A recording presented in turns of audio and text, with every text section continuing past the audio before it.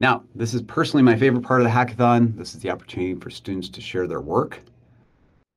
They click this share button in your sketch. They'll see this pop up and they'll see this little button that says copy to clipboard. They click on that. And then what we do for our hackathons, because we typically have a lot of students, could be in some cases hundreds of students or more, we usually use a form, and I'll show you an example of that. We'll use this form to both share the finished songs. We'll also use it as a way for students to share links to broken code. And then I paste in the link to my script.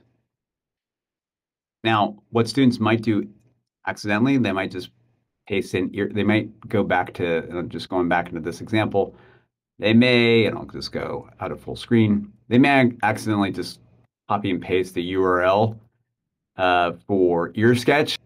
And if they do that, it actually won't go to their track. So they do need to make sure they do this correctly and actually click that button right there. So when we do this during the hackathon, we'll get a bunch of different finished songs. This is one of the winners of the hackathon this last weekend, Dangerous Doris. And during the hackathon, we often like to have kind of like a studio session. So you can imagine like a producer like Pharrell, like collaborating or mentoring an artist, and they'll be giving them feedback. So this is a great opportunity for the students to sort of perform in a way, because we're playing their songs for everyone's benefit.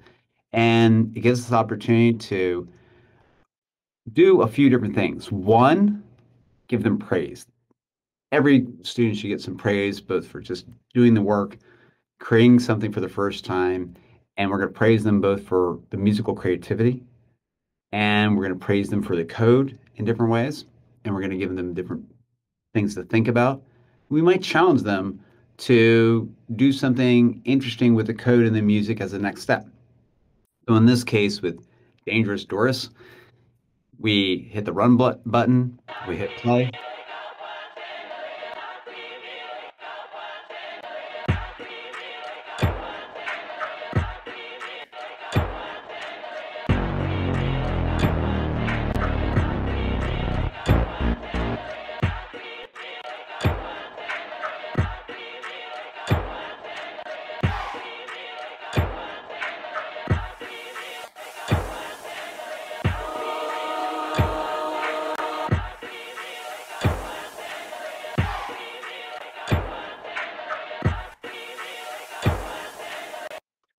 And so in this case, definitely get everyone the opportunity to give a shout out to Dangerous Doris and give everyone clapping, give it up for Dangerous Doris. And this point, we go back to the top and we kind of break down what we really like about the music first. I often like to begin the feedback session by saying, in music, you're doing one of two things as an artist. You are setting an expectation and then delivering on it, or you're doing something totally unexpected. Now, the expectation, typically in music, one of the rules is that sounds typically start and stop in either after 16 measures or after 8 measures or after 4 measures, often 16. A lot of the examples we see from students, the sounds may change at different times. In this case, everything starts on, like the first track starts on 1 on track 1. The next sound comes in at 3, which we didn't really expect. And then it has this bass drop, which kind of also wasn't necessarily expected. And at 9, this was something that was kind of expected because it was after 8 measures. It started on 1, and then 8 measures later, a new sound came in. That's something that's pretty typical. But then we hear this kind of swooshing sound come after this. Then this chorus playing once. All these things are not necessarily expected, and that's what we really liked about the song. It's also playing at this really slow tempo, at 90 beats per minute. And it almost sounds like something that might be on a movie soundtrack, kind of building suspense as something kind of almost this kind of dramatic moment about to happen.